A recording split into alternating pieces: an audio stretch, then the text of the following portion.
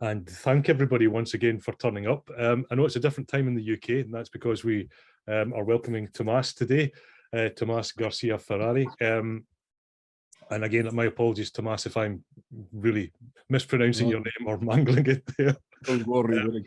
Tomás will introduce himself later on, and you'll hear maybe a little bit about his interesting background and where Tomás has come from. I can't even remember what number of futures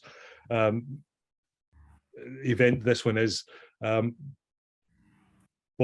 Tomás is going to be talking about a subject I think is actually really quite important and particularly timeous in design education today, and that's round about, if you like, the mix of faculty, the mix of staff that we have, and where and how and why we teach design education in the institutions that we do.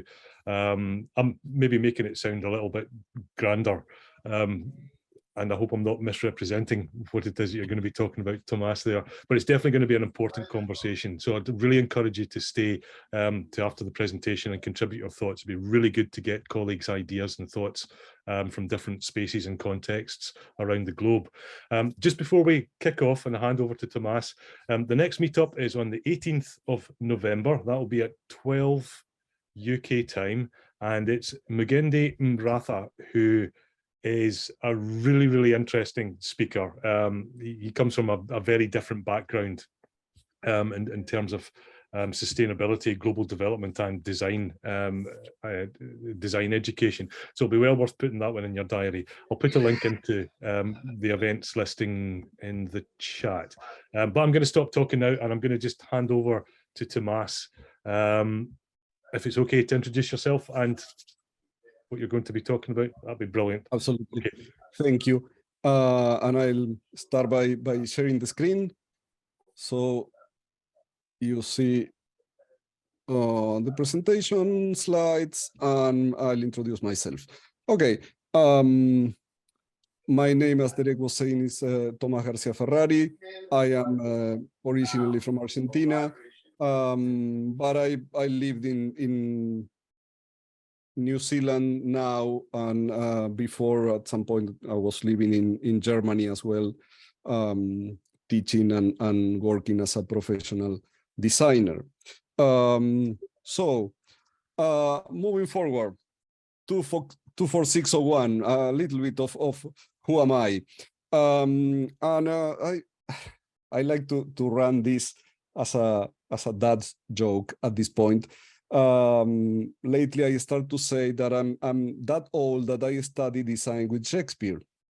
And people roll eyes a bit, and it's like, well, actually, it's true, because I studied graphic design in Argentina in the 80s with Ronald Shakespeare, not William.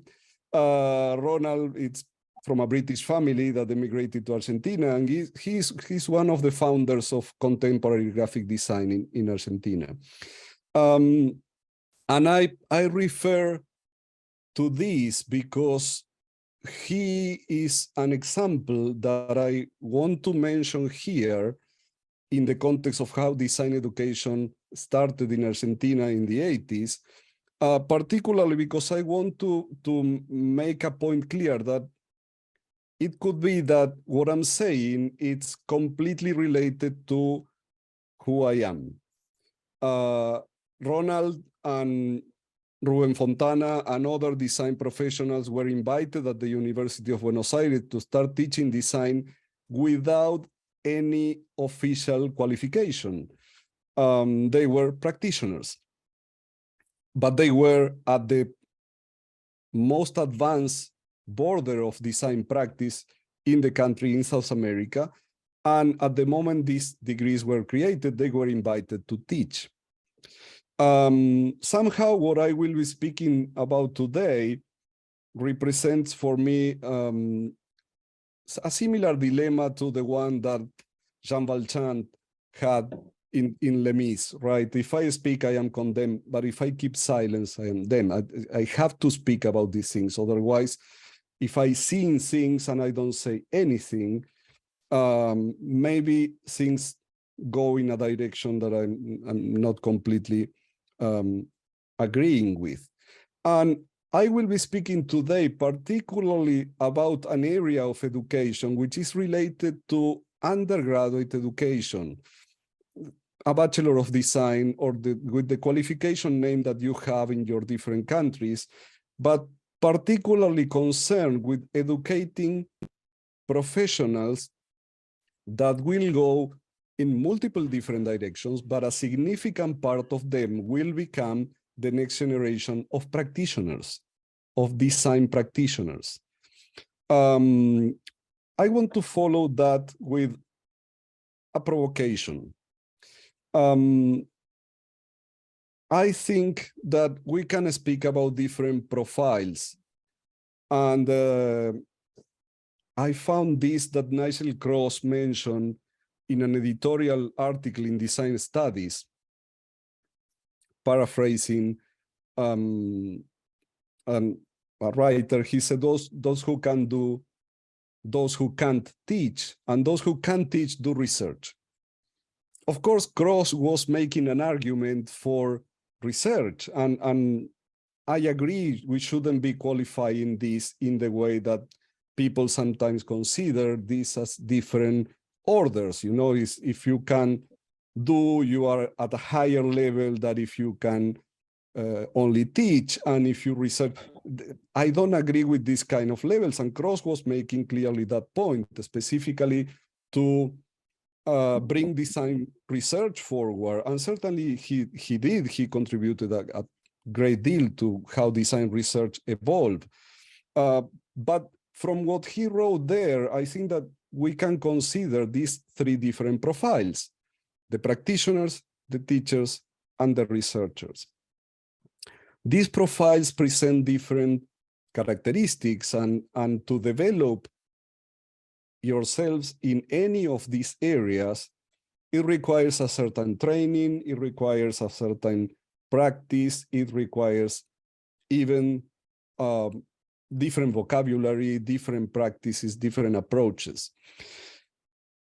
In the early days, I would say, this was perhaps a common pathway that people should follow, could follow, right? Student of design, then you become a practitioner. Then at some point, you know, a few years after that, you recognize, oh, maybe I could give back some of my practice, and I want to pass the baton to the younger generations. Then I become a teacher, and slowly I diminish my time as a practitioner, and then I have more things to say, so I can research and I can do other things. If you want, that was a little bit my pathway, give and take. I started practicing design in the late 80s, early 90s, and then I was teaching typography first.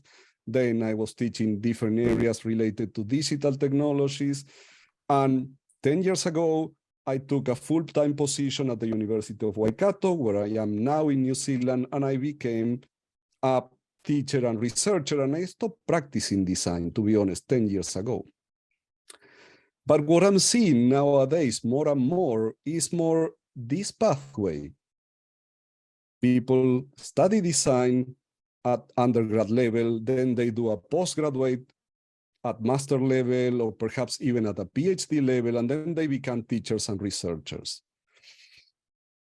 Somehow I understand this as what Ken Robinson considered academic inflation. And we have seen this in different disciplines, and it seems to be happening around the world. Don't get me wrong, I see a lot of value in higher qualifications. I appreciate the work that we do at universities and how we can expand the boundaries of the discipline in different directions. But nevertheless, I started to have more and more concerns, particularly in one area, which is related to this idea of teaching the next generation of practitioners. In the book, The Element, Ken Robinson narrates the story of meeting with Paul McCartney in the Art Institute in Liverpool. And McCartney said at some point, it's important for the students to be with the people that are actually doing the thing that they are learning, right? And I see the disconnection there with this model where people are going from undergrad studies to postgrad studies to teach and research.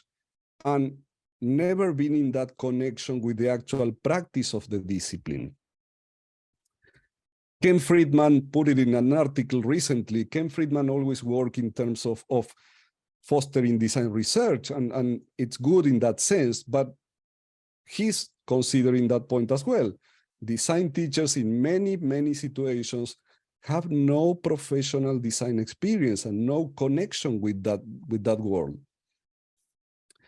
In a sense, and allow me to go into an area that I will only tap there because I'm not an expert in sociology, farther from that. But somehow I want to touch base on this notion of the habitus. What is the space that we create? Which are our peers? What is the field that we are creating? What is the cultural capital? All these notions that Pierre Bourdieu developed in his theory. Who are the people that we feel that are our community and influence the way we understand what we do? My feeling is that, my feeling, it's not a feeling, I think that it's something that I've seen in different articles and whatnot. There are a lot of things written in terms of the future of design education.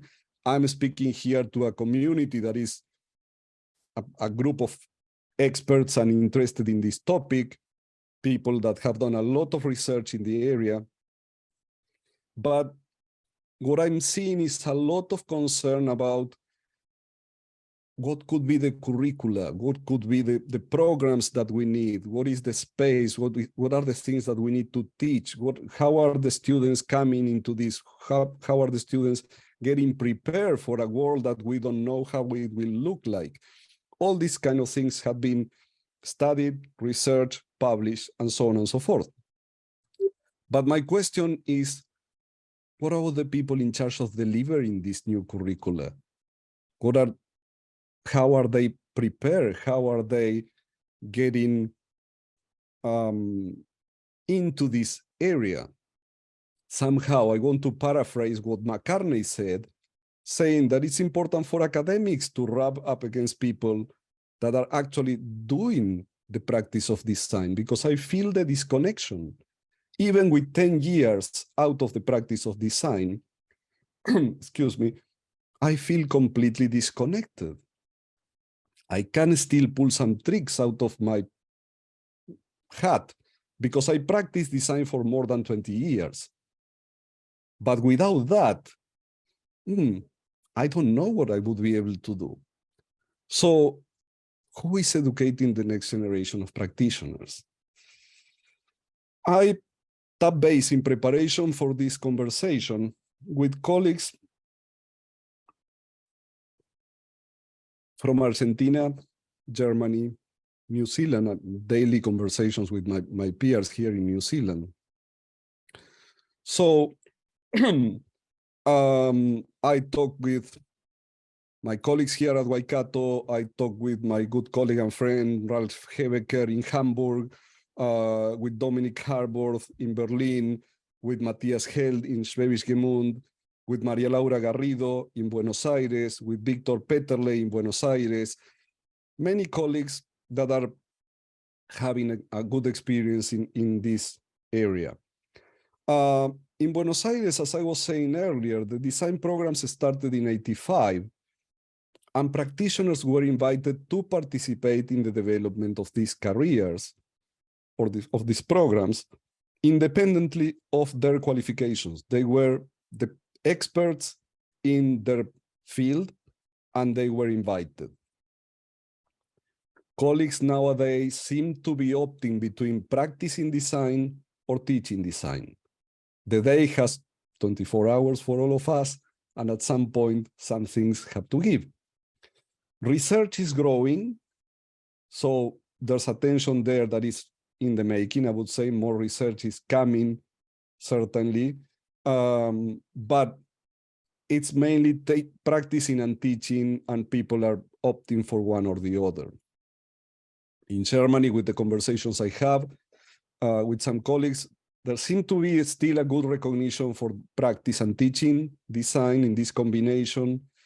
colleagues from my generation, I'm 54 years old, do not express to have a pressure to pursue doctorates or further qualifications, although that could be changing because now in some of the states in Germany, Hochschulen and Fachhochschulen are started to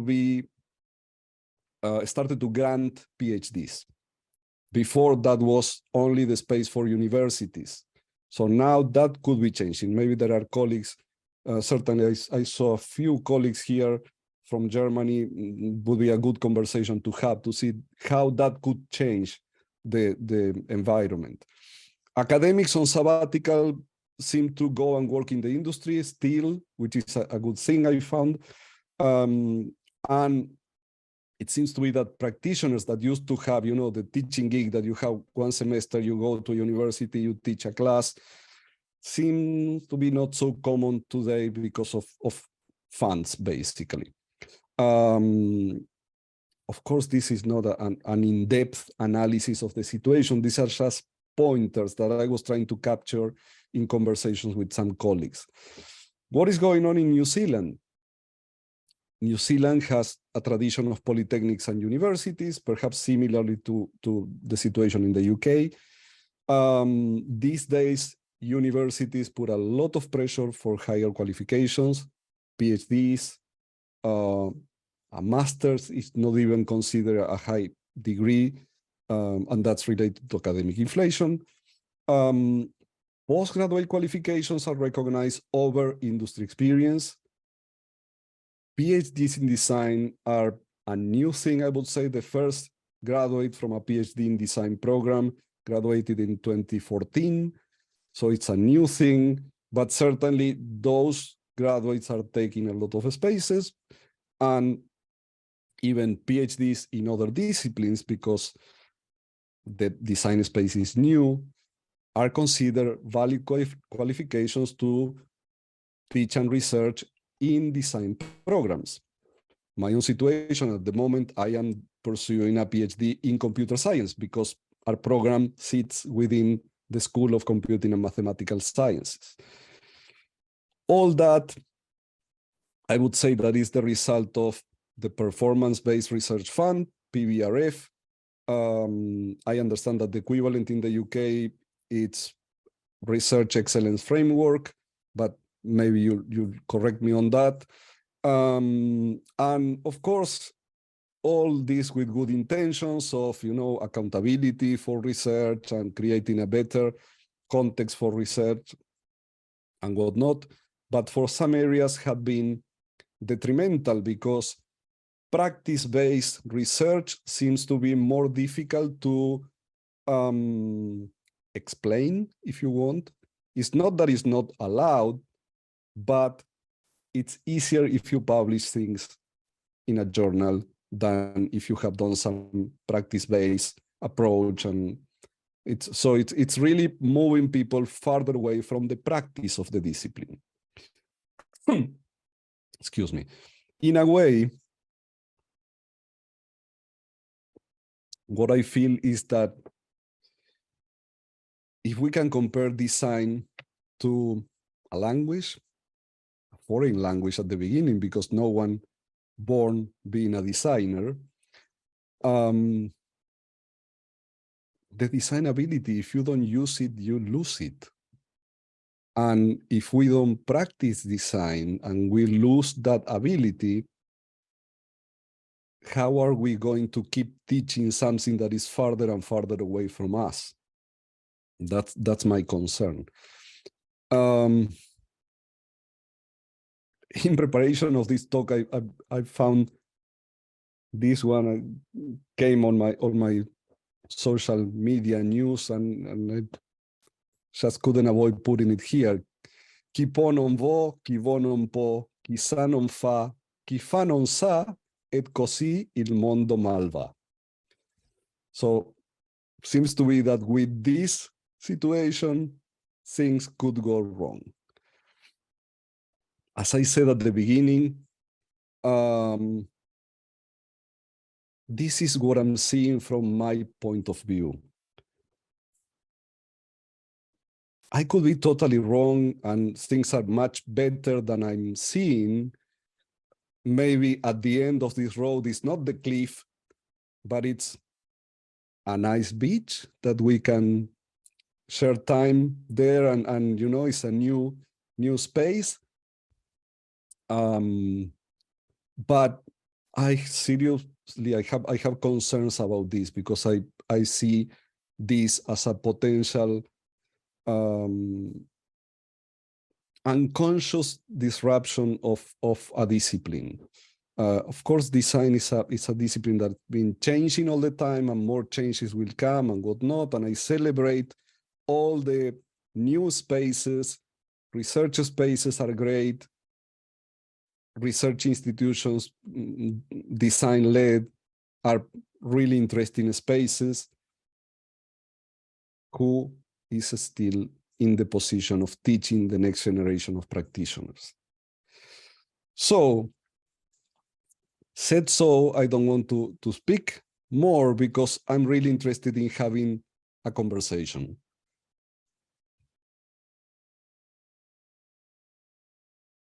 Cool. Thank you very much, Tomás. Some really important sort of like ideas and points there. And I mean, for me, I think that this is actually a really, really important conversation to have. Maybe if you get the chance, if you could have a look at Ricardo's comment in the text. Oh yeah, sure. Gives a, don't worry about it just now, we'll come to that, because I think it is an important point in terms of recognizing that there might be different models that do exist.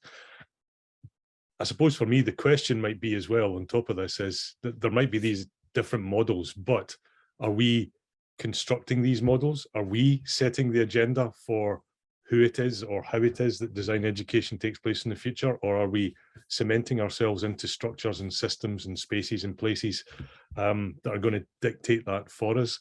But yeah, I'm not going to talk too much about that at all just now, because I'd really like to open this out and hear what other people think, even just initial responses. I'd also particularly like to hear from different perspectives, because I think it is important, like as Ricardo suggested in the text, Yeah. There may be completely different paradigms and what we're experiencing in different parts of the world, even in microeconomic contexts and sub-disciplines in the UK, it can actually vary still quite significantly. So I'd love to hear from other speakers, you know, what's happening in their context and their part of the world as well. So yeah, I'm just going to throw it open to anybody who wants to jump in. Please feel free, stick your hand up, either physically or virtually.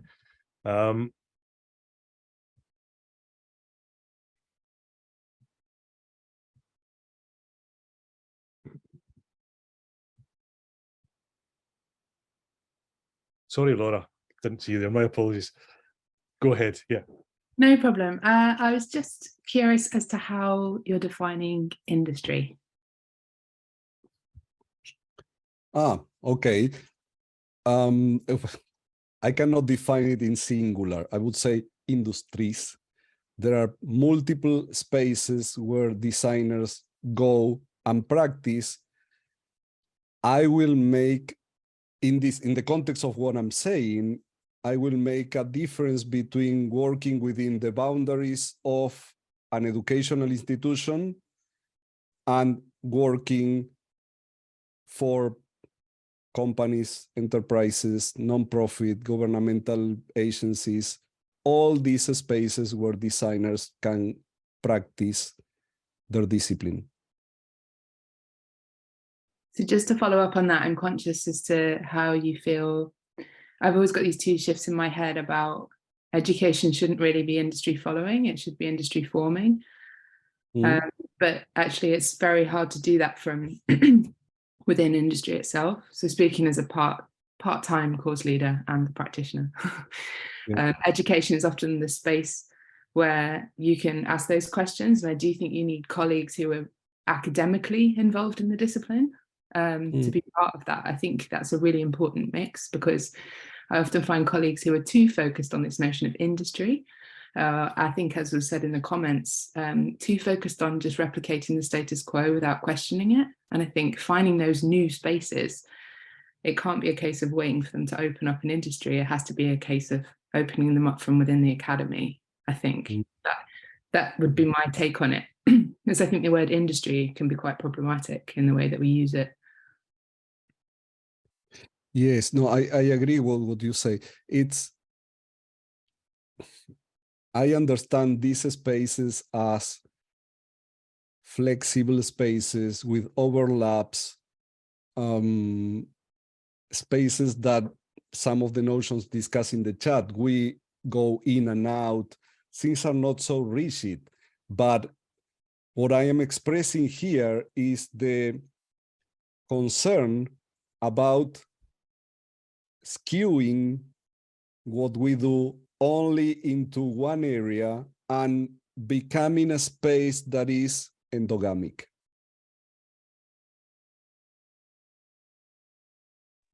So I guess the follow-up to that then might be, how are we creating such a balance? Because I think that's also implied in Ricardo's comment as well. You know, that there are other models. There's I'm going to refer, Ricardo, to yours as the in and out model, which is a slightly unfortunate heuristic perhaps, but I kind of recognize that one as well, and I'm sure a lot of us have been in that position as well, maybe dipped in and out of bits of education or throughout our careers.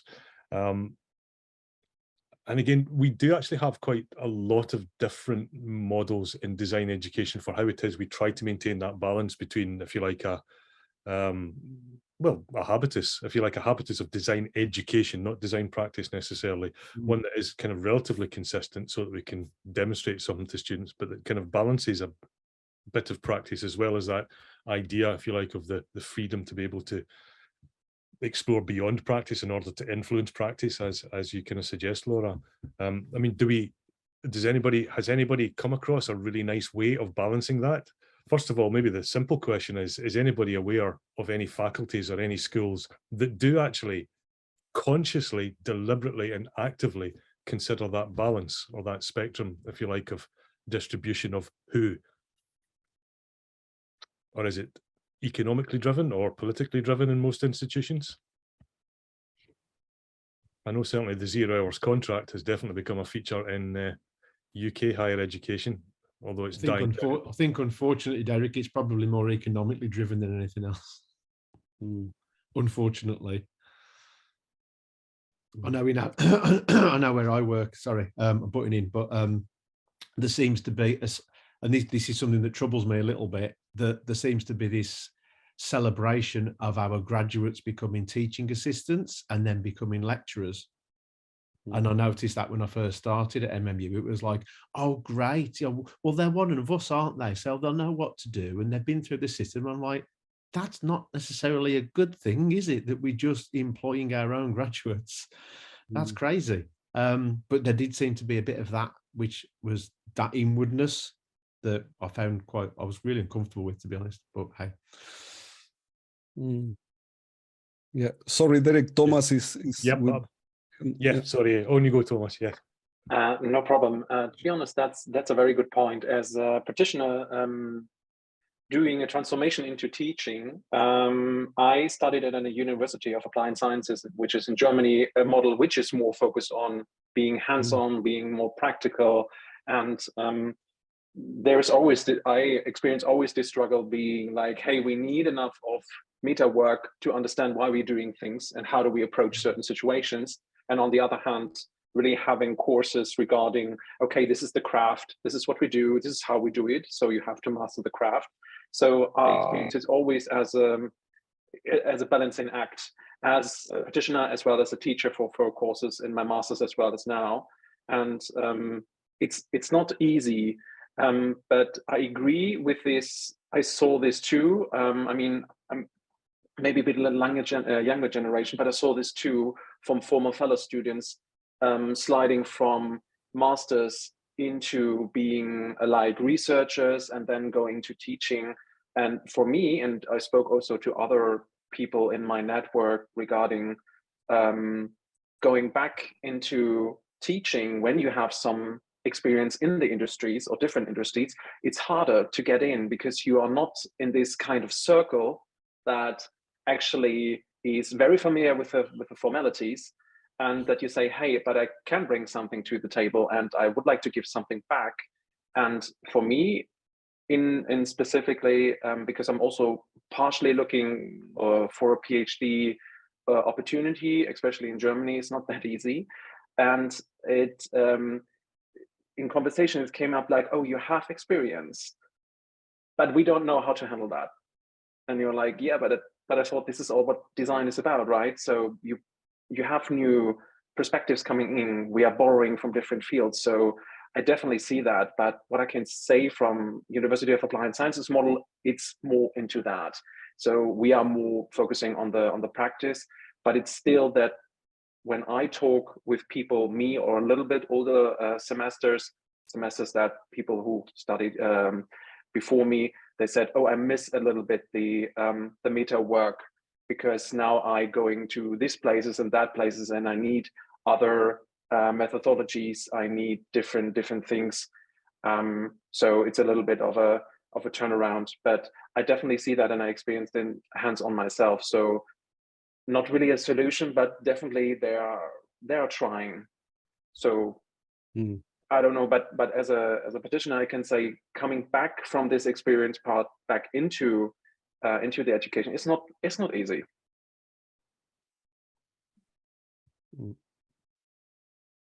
Sorry, Tomás, did you want to respond to that or come in on that? No, certainly. I hear what you're saying, Tomás. It's and it's part of my concern as well, that I found that it's difficult, as you said, to come from the practice to a teaching space.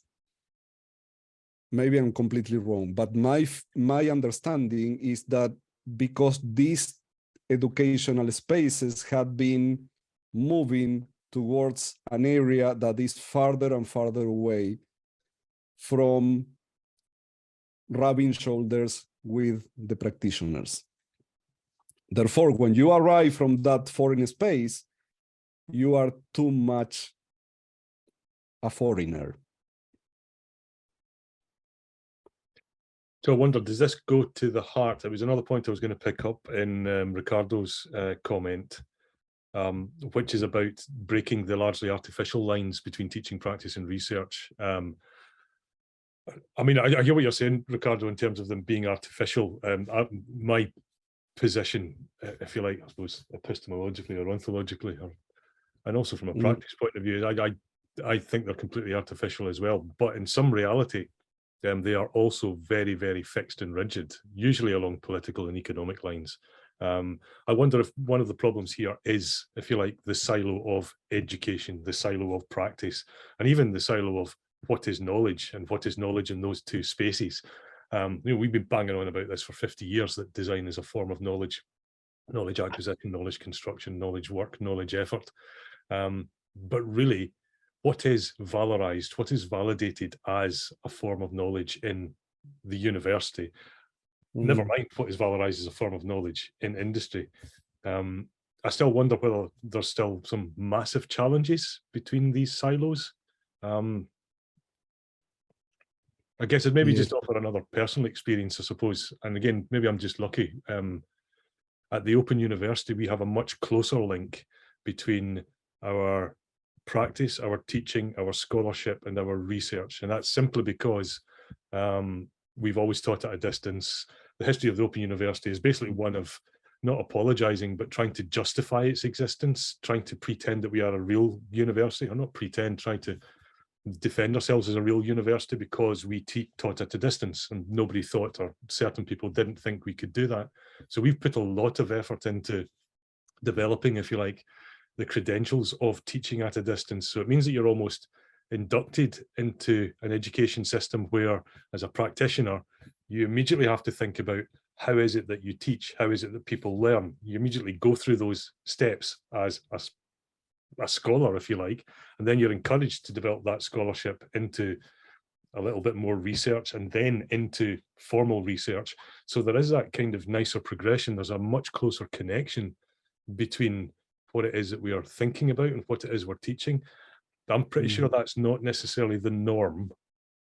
And I'm pretty sure that there are these other sort of, to me, they are artificial, but they are also quite stratified categories of promotion criteria, what is valorized, what is validated. I don't know if anybody else's experience might be similar or different. I don't know if that's a useful contribution. Yeah, go ahead, Laura, sorry.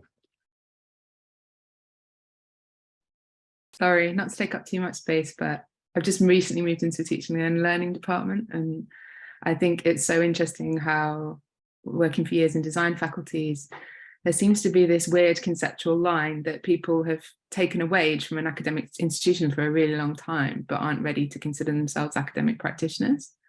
And I think, or consider education as a design problem in and of itself, and I think it really is. So I think there's this kind of weird age-old theory practice boundary where if you're seen to step over the line and take your academic practice seriously, that you're no longer a practitioner. And I actually think it's not true. It's not true at all. It's a really false distinction, and I think it's quite problematic because it kind of creates a bit of an us and them. And I think you see it play out in students as well. I hear students say, I don't want to be taught by people who aren't practitioners. You know, we've got people in the department who are just academics. I think it has to be a healthy balance of the both to maintain what education actually is. It's not industry, and it's not a training house for industry. It's a place for other things to happen. But I do find this in staff, they're really reticent to sort of embrace their academic practice and think about what they do in education as design work and communicate that in a designerly way. You know, not start writing articles and participating in that culture if you don't want to, but actually be talking about education in a designerly way. I think is really important, and we need to develop that narrative. Otherwise, we're always going to have this problem.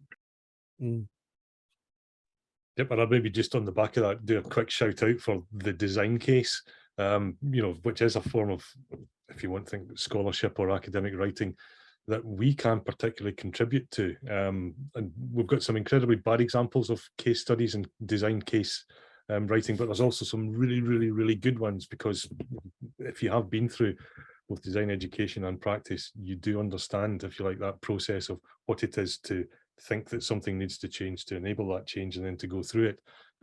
Anyway, just a quick shout out. There are other maybe forms of scholarship that we could perhaps support a bit more specifically, including up to and including the PhD by practice, seeing practice as a form of knowledge and all that kind of stuff as well. But yeah, sorry. Sorry, Michael, did I miss your hand up? My apologies. Thank you. Yes. Go ahead. Apologies, Yes, I came late. Just a comment to Laura. I think even we need, even if we don't, or even if practitioners who need a dimension of reflection, yeah. So even if people don't write academic papers, maybe they have a vlog on YouTube or something, or keep a journal, or I don't know what, but the dimension of reflection, I think, is really important to, well, to get better in your practice and weave together theory and practice. Yeah, this division that's not really there. Yeah, yeah. If you are a reflective practitioner. well, and obviously, Michael, you're a beacon in this regard. Yeah, I would personally agree. I don't know where others kind of sit with it. What I wonder about is maybe the people that are not in this room, if you like. It's almost like the other actors in the institution or institutions, whether it's the professional institutions or academic institutions. The common word there is institution, and that has to be defined. Somebody has to create those hard lines, and then you have to protect those lines, and then and you end up with these kind of really artificial, and we are kind of negotiating these kind of false boundaries. I don't know, that's maybe not helping us move anyway forward. I mean, I thought it was an interesting point that maybe the difficult question to ask here maybe is like this. So we have the positive example that you can go into practice and possibly come back. And by that, I mean that in the generalist possible terms, that you take a formative educational experience and you do something with it that directly applies that, as anyone would understand it, as a basic like mode of design activity. and that then you bring that into a teaching space, or that you never leave the teaching space, but you're able to put that experiential stuff back into a teaching space. That to me is the critical point, is that if we believe that design education is in any way distinct from, or not distinct from, has its own dimension that's worthy of consideration, it has to be something like experiential learning, or the experience of what it is to be a designer, a change maker in the world. And that knowing that, as opposed to knowing of or knowing how, it still strikes me as quite important. I'm wondering whether or not it is possible for a graduate to never have experienced that and to go back into teaching immediately without having experienced that, and to pass that teaching on as if it were something that's valid. Does that make any sense at all, or am I just sketching with my mouth? Yes, it does. No, what I want to add is that I'm hearing from all of you that these silos, as I present them, or as isolated space in conflict, they are not as such, and I agree they shouldn't be there.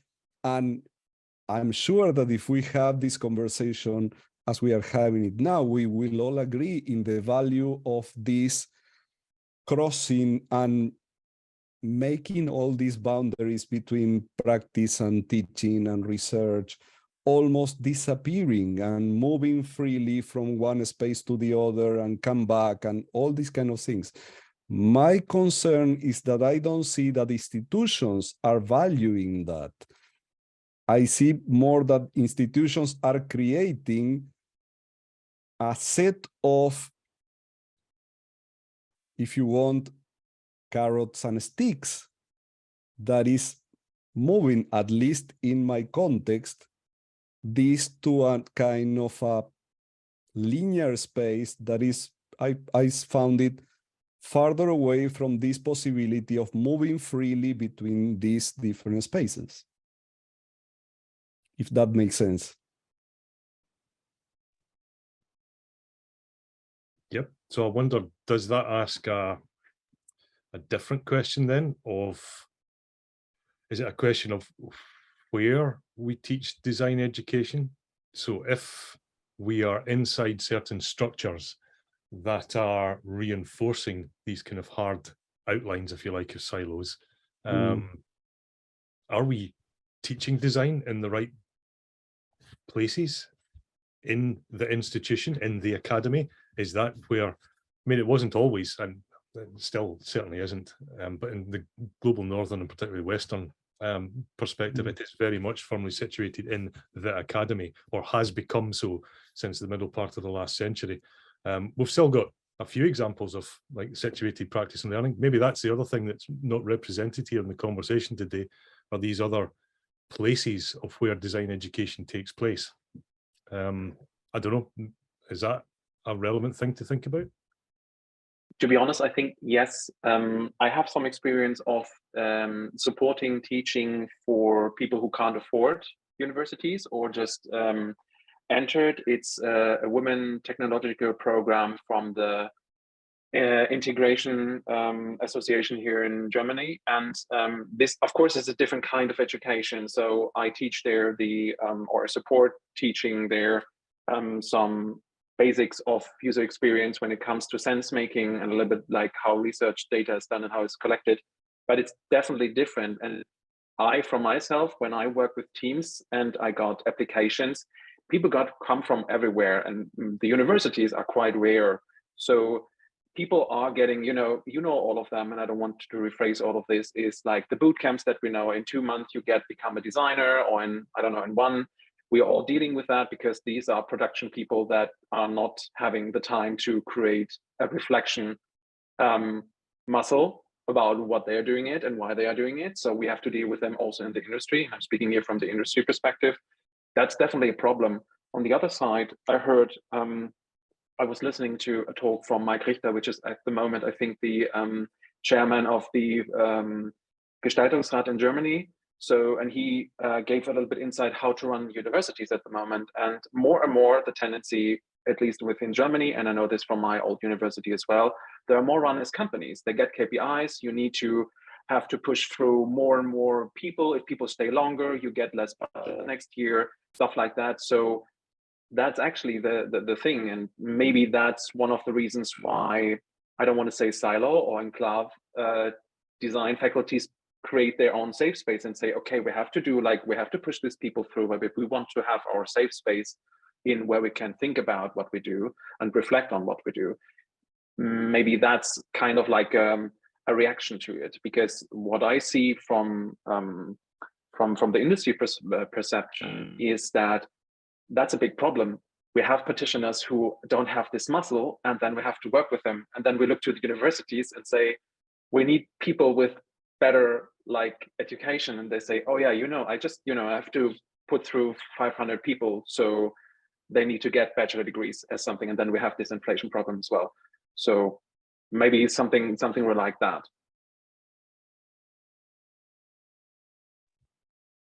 Yep, I think there's a couple of points in there, Thomas. I mean, and does anybody else want to come in on that, actually?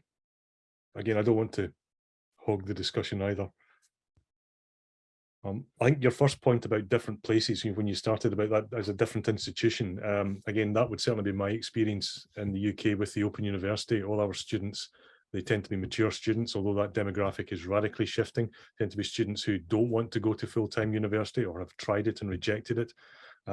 They tend to be employed. They tend to be having significant other life experiences that are a massive asset to us in our curriculum, a huge asset.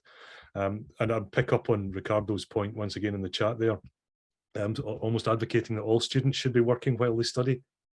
I'm guessing that that's not a Victorian sort of ethic there, Ricardo, but reflective of a wider or broader experience, if you like, or bringing in of life. And as designers, we all kind of, well, in architecture particularly, I won't speak for other disciplines, but certainly just that basic experience of what it is to live, to be in the world is really quite useful in architecture.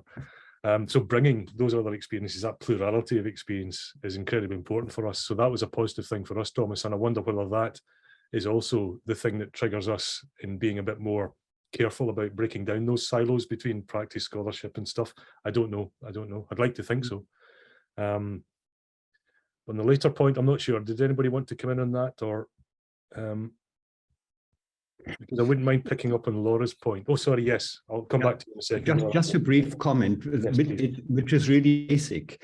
I think, as you just mentioned, Derek, in my view, the tension is again, on one hand, universities have been around for a long time, but now after the Second World War, suddenly they turn into kind of, the expectancy is to turn into vocational schools in a sense, yeah? So universities have never been like this in the years before. Donald Schoen wrote about this, Bonsi, Nigel Cross, this uncomfortable fit of professions becoming part of universities. And now we are trying to, as we just heard, make the bachelor students fit for the profession, while also conveying some scholarly skills. And then we move on to a smaller group of masters, hoping that some of them become so interested in theory and research and so on, that they move on doing a PhD. But while at the same time, not losing track with what's going on in practice. And I often wonder, is the real research perhaps happening in practice, in the companies, in my area, maybe at Sony or Sega or whatever, yeah? Or is the real research happening at universities, at the scholarly work, the reflection about it, yeah? The ethics and aesthetics and philosophy of things, yeah? And that's the split we are doing. Yep. It was interesting that you used the word fit there. Oh, sorry, Thomas, on you go. Sorry. No, if I can tap on that Michael was saying, I understand, if I understand correctly what you are also expressing, I will think that a place like the Imagination Institute at Lancaster University it's a good example of not mixing the waters, if you want, because they started by offering PhDs and their goal is completely different there. And I celebrate that as a great research space in an academic environment.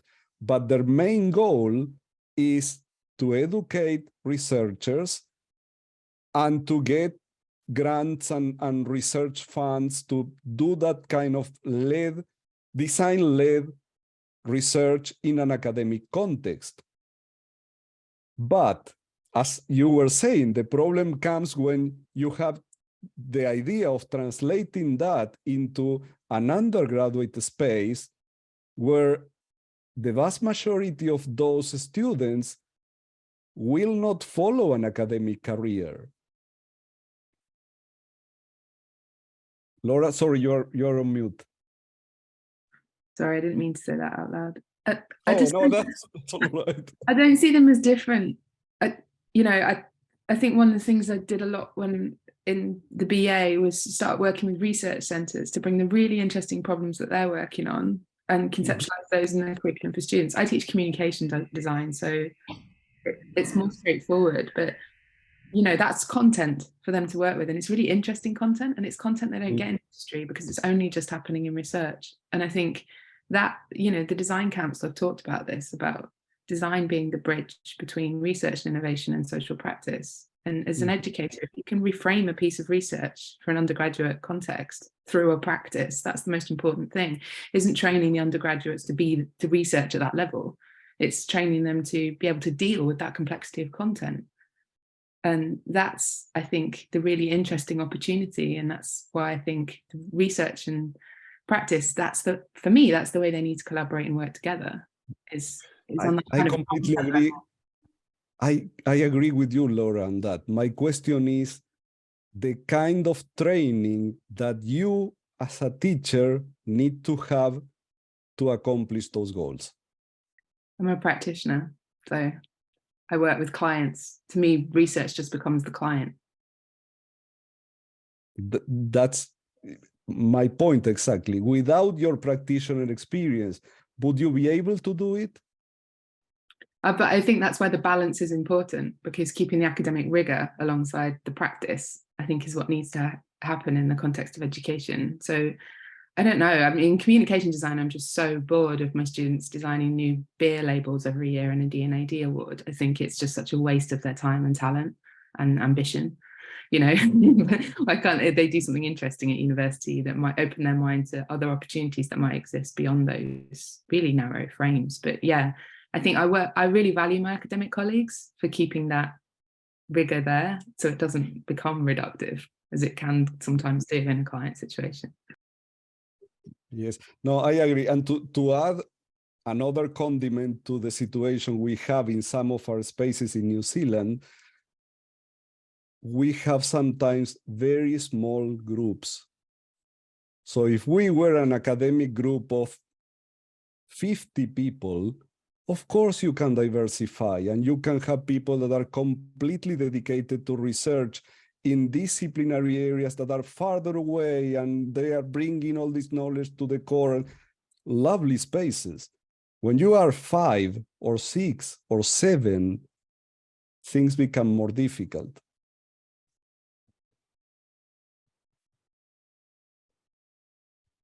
So what might some of those difficulties be, Tomás? Is it a difficulty of structure, or is it a subject or disciplinary specific thing? Again, I'm hearing a lot of the press of institutional pressure here, and again, it is worth looking at the literature on this, because there are significant pressures, particularly moving to managerial and particularly neoliberal economic models of education. And I think they are one of the things that are driving that shift, and that do actually mark the difference between design expressed in the academy as opposed to, Sean had that lovely phrase, what was it, the deviant traditions, I think he referred to, of the design school, as that kind of separate space that was allowed, if you like, as ancillary to the academy, or existed as its own separate institution, but still allowed. I think, a healthier mix of all of these different models that we are actually describing. I think collectively we've actually described, I've got about 4 or 5 different mini models of how you can actually have a healthier breakdown of these silos. And I'm seeing personally, and I think this is maybe what you're seeing as well, Tomás, I don't know, but I'm seeing a reduction of that in some contemporary courses, not all. And I think there's some examples of where it's actually flourishing and actually almost doing exactly what you've described, Laura, doing some incredible things. But the institution will catch up with that at some point. Maybe it's a case of us just stay ahead of it. I don't know. I don't know, Tomás. I didn't mean to put words in your mouth on that one, but I wonder whether these are really big structural things that are making this appear this way or seem this way. Does that make sense? Yes, certainly that doesn't help, and the structural situation, and particularly when financial times are getting more and more complicated, like I imagine that for all of us, then the space for flexibility and diversity and it becomes more complicated to handle. Okay.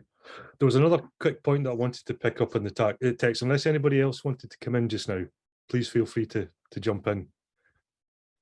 Because I think it is quite an important one. It was a piece of, I think it was Lion who published on this. She did a big sort of survey, I think it was in the early mid-90s, of studio practice in the UK. And yes, it's a little bit out of date and it does need updating.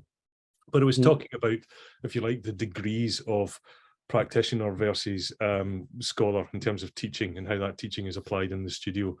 And some of the challenges that were presented with a practitioner coming in to teach, or academic acting in those spaces, and the language barriers that exist around about it. I'll try to dig out that reference actually, because it is worth looking at, particularly if you're on like a 0.6, for example, as a practitioner. And I've been in this space before where you're half-time in practice and you're half-time in education, which basically means you've got 2 full-time jobs, to be blunt with you, and you don't have time to keep up with your practice and to develop your educational practice and to do scholarship and to do the teaching. It gets quite difficult to actually do that, as well as fully assimilate into basically a culture, if you like, of research and scholarship that's kind of emerging in some spaces. And that's different. And that to me goes to the heart of what maybe there's a bit of a consensus between some of the points, which that maybe we need not a different model, but something that is a bit more negotiated, I think, between all of these kind of things and spaces. And maybe that's something that we should think about more seriously supporting, whether it's as part of Education SIG or the Design Research Society, maybe even with organisations like the Design Council or national organisations around the world. So yeah, any ideas on that, feel free to drop me a line. Just one quick question regarding that, because I saw this model happening multiple times, that if people are becoming professors, that they have like one foot in the industry and one foot into academia to keep this kind of balancing thing. But also for me, it seems like a good formula to burn out. So the question for me would be, is it really sustainable, this kind of model? Or is there maybe, like you all said, particularly also with Laura, is like, do we have just people focusing on one part and people focusing on the other part, and we just make sure that they are exchanging on a regular basis, so that people can really dig deep into what they're doing right now and, you know, focus 75% on that and 25% on something else, instead of burdening everyone to, okay, you have to split and you have to do more than, I don't know, 120% on that. It would be interesting to know if just you or others are doing this kind of model, and if this is really sustainable, and if this way. Well, I don't know about others, and certainly, Laura, I don't know where you're at with this just now, but certainly I went up to 180%. There was a point at which it was like 220%. It was ridiculous. And yeah, it was personally damaging. And but maybe that was just what I was doing in my particular personal context. But, I don't know if anybody else has any other more positive models where they managed to balance these things beautifully and harmoniously, and everybody was happy. Excellent. That's good to hear. I think one thing that this does highlight, I mean, this has been, sorry, John, on you go, please. Yeah. No, I was just going to, I think everyone's at that point of, you know, workload balancing, modeling and things. And it's just like, yeah, we all know what it's for. And it's nothing to do with how it represents your actual working life. Absolutely. Although I have to say, I mean, I've seen a tangible difference between, I mean, I've run multi-million-pound projects in architecture, and they're huge and they take up significant amounts of time, but that's still nothing to there's a different cognitive load that happens in academia. It's almost like the transition between different like cognitive modes of thinking. Anyway, that's just a personal thing. Maybe that can be a future conversation. I think for me, what is highlighted today, this has been quite an interesting conversation. There's been some interesting and not necessarily coherent agreement or alignment on a lot of these issues, and that highlights to me that this is absolutely, I think as Michael is suggesting in the text as well, that this is a really important thing for us to have as a discussion, as something that is an ongoing conversation as part of, if you like, the design of our curriculum. So thank you very much for introducing this, Tomás. I don't know if you wanted to end on any thoughts or if...